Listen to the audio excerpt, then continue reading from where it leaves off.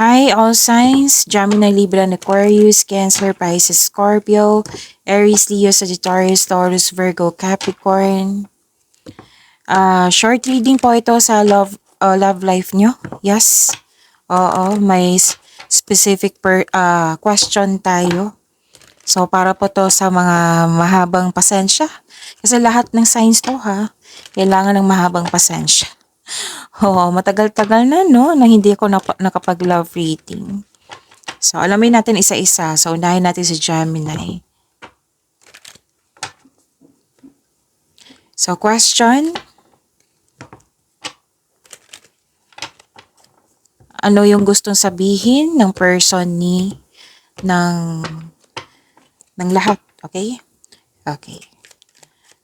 Spirits guide, ano po yung gustong sabihin ng person ni Gemini sa kanya? I need 2 cards po.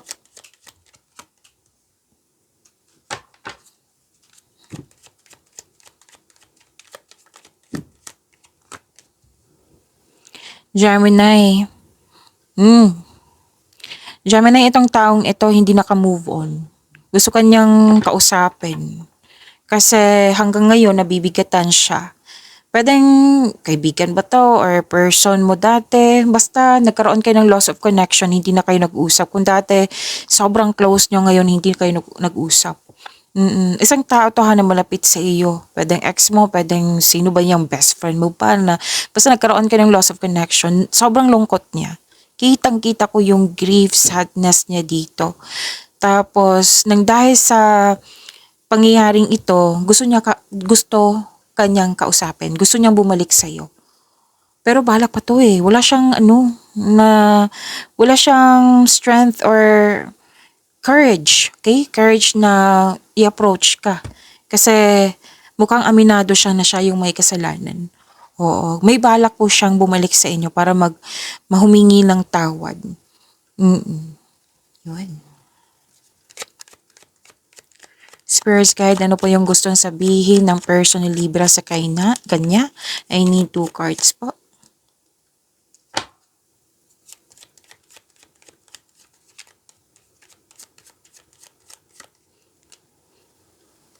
Actually, may away.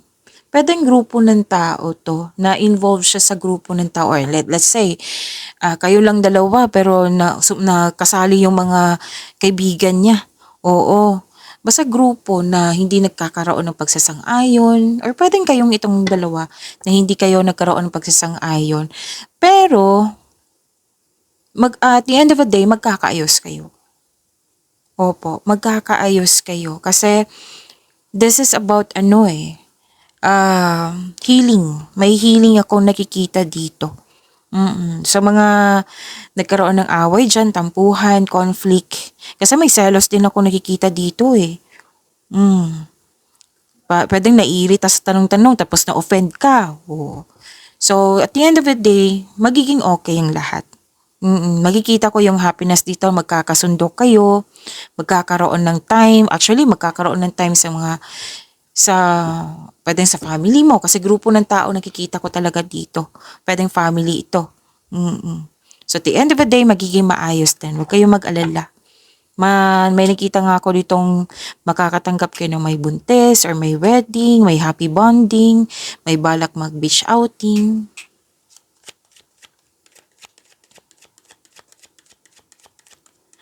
Ano po yung gusto, Spirits Guide, ano po yung gustong sabihin ng person ni Aquarius sa kanya? Oh.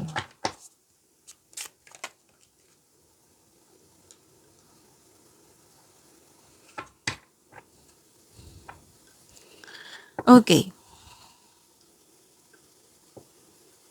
Nakikita ko dito, sobrang busy, hard worker, sobrang busy.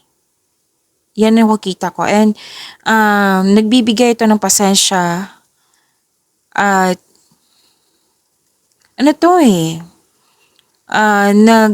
naghanap siya ng right time. Oo, naghahanap siya ng right time. Tapos busy siya, busy. Pwedeng ikaw yung busy, pwedeng siya yung busy. Tapos itong person mo, naging busy siya para sa future niyo. Okay? And nagbigay siya ng mahabang pasensya. Pero, lalo na mag-isa siya, nag-overthink siya.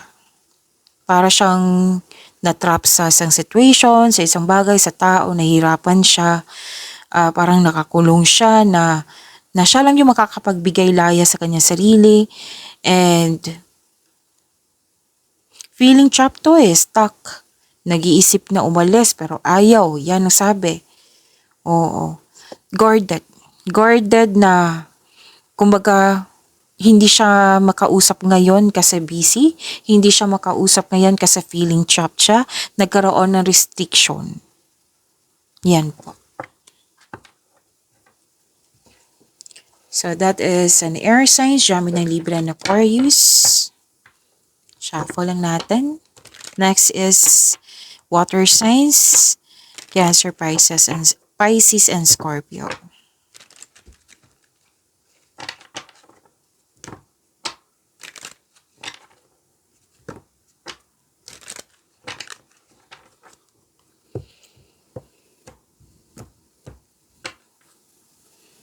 Let's start with Cancer, Spirit's Guide. Ano po yung gustong sabihin ng person ni Cancer sa kanya? I need 2 cards po.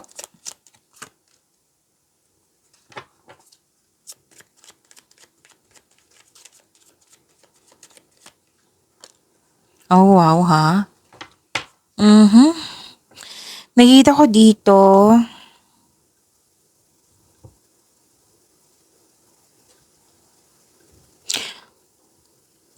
this person is,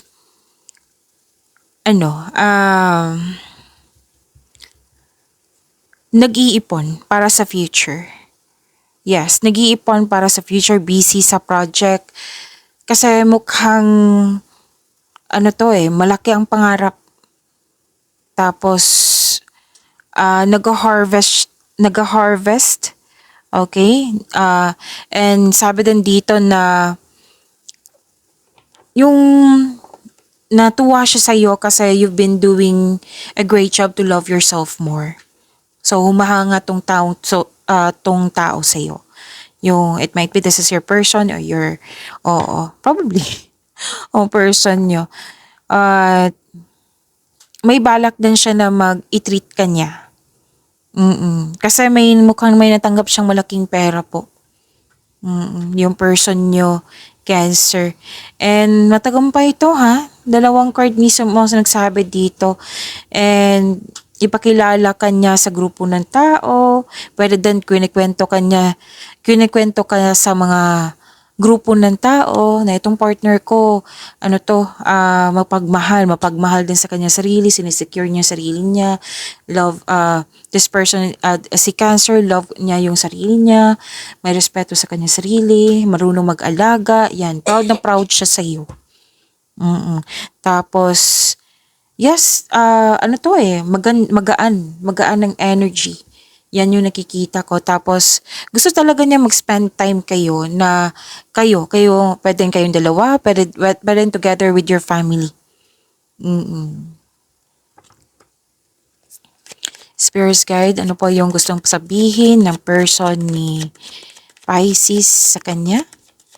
Oo. Anong gusto sabihin ng person ni Pisces? Oh, wow.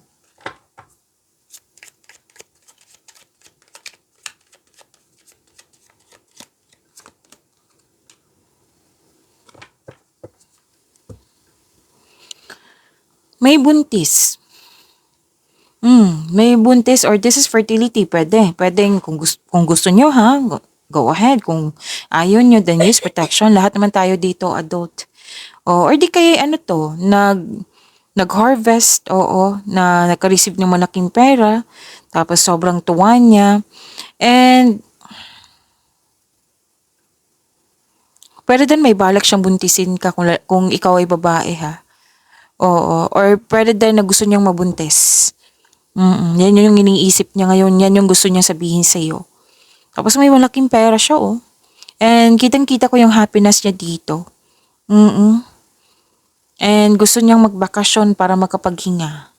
O para makapag-isip, makapagpahinga. Oo, kasi pagod siya dito. Mhm.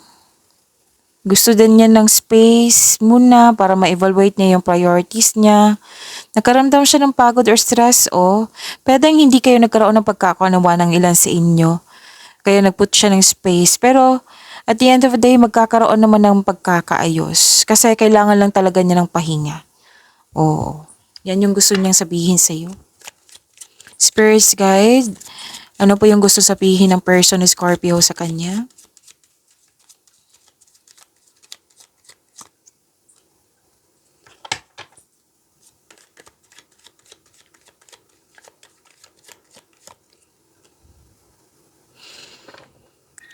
Okay. Nakikita ko dito na nagkaroon po ng wala naman ako nakikitang problema dito kasi masaya siya sa'yo, masaya kayo, stable kayo. Yan ang sabi dito. At mabuting tao po daw kayo, sabi ng yung person. At may sasabihin siyang good news sa'yo, Scorpio. And very, malakas ang energy ng taong ito. Okay,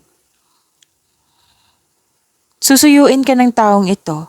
Basta may sasabihin siyang mabuting balita sa iyo, na very confident, malakas ang energy niya ngayon. May sasabihin po siya.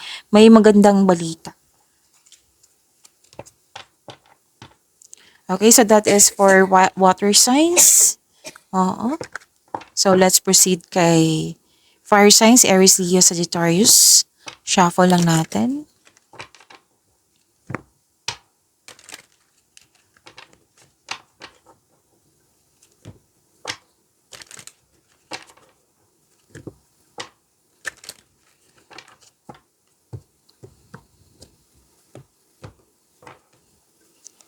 Ano po yung gusto? Spirit guide, ano po yung gusto sabihin ng person ni Aries sa kanya? I need 2 cards po.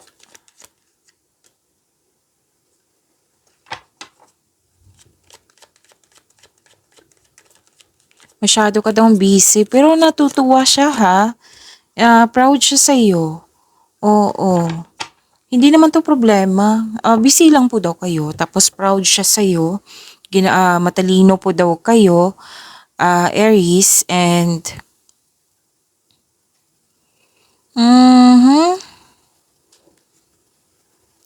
actually, mahumahanga siya sa iyong talino at talent. Nag-manifest siya na magkaroon kayo ng wonderful relationship.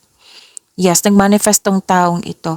And pagkakasundo, happy siya kasi nagkasundo kayo at nagkaroon ng pagkakaunawaan.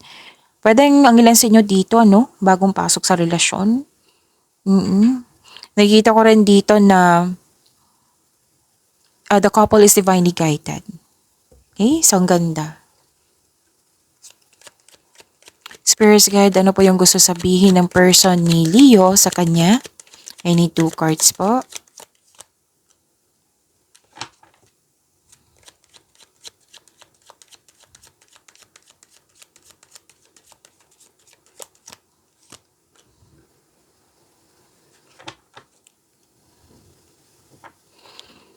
Okay, may inisip siya dito eh. Parang pumipili.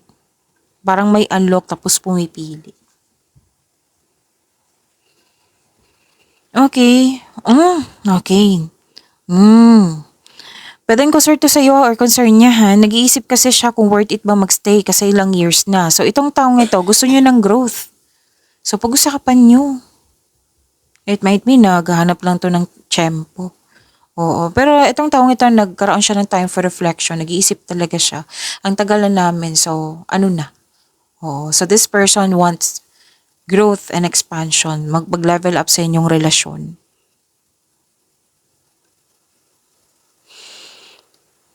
At may bago talaga dito. May bagong pag-ibig, bagong pasok sa relasyon. Pwede din na may sasabihin siya sa iyo. I-invite ka niya sa magkaroon ng date or outing. Kasi this person wants growth. It might be matagal na kayong hindi nag-outing, nag-date, yun. Spirits guide, ano po yung gusto sabihin ng person ni Sagittarius sa kanya? I need 2 cards po.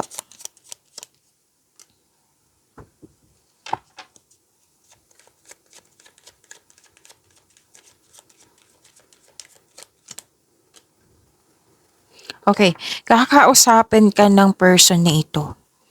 Magkakaroon siya, at first, nagkaroon siya ng hesitation, doubt, fear, para kausapin siya. It might be, naghahanap din siya ng time. Pero, ngayon, magkakaroon siya ng confident na kakausapin ka niya. It might be may concern or may aaminin siya sa'yo kasi magiging honest siya sa'yo. May decision siya. Okay? And may problema din siya. Oo, gusto niyang i-share sa inyo. May concern siya na nasaktan siya. Gusto niyang i-share sa iyo. So, kailangan niyo mag-usap ng mahinahon. Pero magiging confident siya, mag-uusap talaga kayo na manindigan din siya sa kanyang desisyon. Masisinang pag-uusap talaga tong dalawang card na ito. So, improve communication, mag-usap ng mahinahon. Okay, so that is for fire signs. Let's proceed kay earth signs, Taurus, Virgo, and Capricorn. Shuffle lang natin.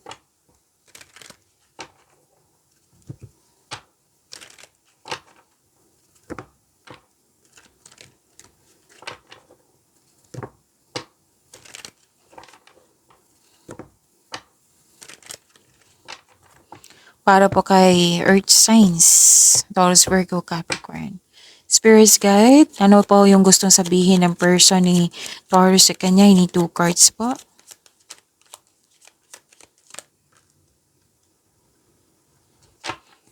May ilan dito pa, kakapasok lang ng relasyon or nagkaayos.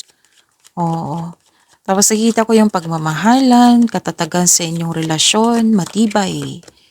Nagkakaunawaan. Opo. Tapos may nakita ko ditong promises. Tapos the couple is divinely guided. May nakita ko ditong mahabang pasensya. Okay, mahabang pasensya niya sa iyo. Or kayo po ang mahabang pasensya sa kanya. Both of you, may mataas ang ego. Ito yung concern niya. So, kailangan niyo mag-usap. Nakaramdam siya ng pagod, pero ayaw niyang sumuko. Siyempre, kasama na yan sa relasyon. Hindi naman lahat na puro happiness, diba, na may ganyan talaga na kailangan na part yan ng growth niyo. So, nakaramdam siya ng pagod, pero ayaw niyang sumuko. So, gusto niyang kausapin ka para mas magkaroon ng maturity, para mas mag-level up pa kayo. Spirits guide, ano po yung gustong sabihin ng person ni Virgo?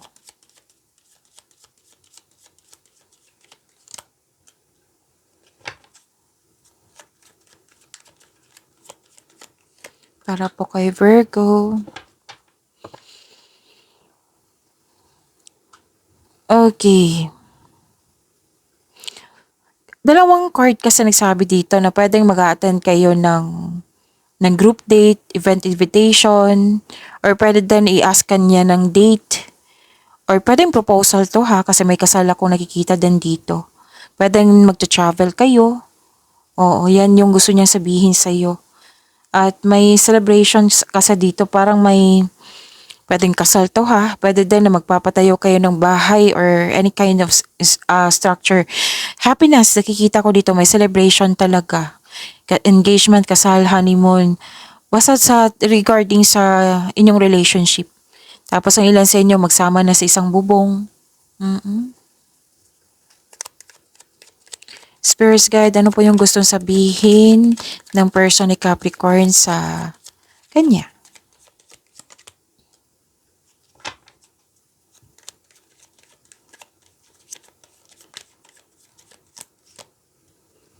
Malaking blessing po daw kayo sa kanya.